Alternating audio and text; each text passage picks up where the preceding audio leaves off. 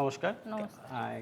আশা cancer institute, আশা nursing home, Rampurhat থেকে আপনাকে আমি স্বাগত জানাই। আপনার ধন্যবাদ। নাম? আমার নাম ডেজি খাতুন। রেজি খাতুন। আপনার এখানে কার ট্রিটমেন্ট হচ্ছে? আমার ভাইয়ের। ভাইয়ের ট্রিটমেন্ট। ভাইয়ের আগে কোথায় ট্রিটমেন্ট হতো?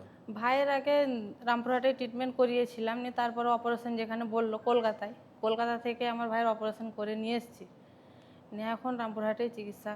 তো এই যে রামপুরহাটে আজকে ক্যান্সার ট্রিটমেন্ট হচ্ছে, তাতে কলকাতায় গিয়ে করতে গেলে এবং এই রামপুরহাটে করলে কি আপনারা সুবিধা পাবেন?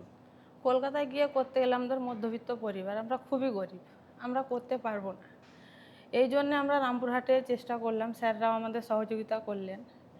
আমরা রামপুরহাটে সেই সুযোগ সুবিধা পাচ্ছি, এই জন্য রামপুরহাটেই করছি।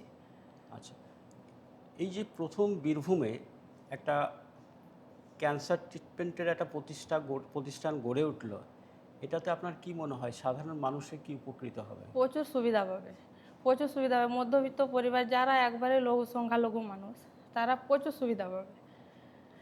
আর আমার মনে বলে যে এইখানে আসাটাই মানে লোকের বেশি সুবিধা হবে।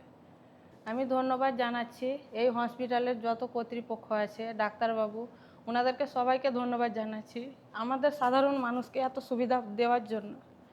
আমাদের মতন মানুষরা যে এই সুবিধা পাচ্ছে, এটাতেই আমরা প্রচুর গর্বিত।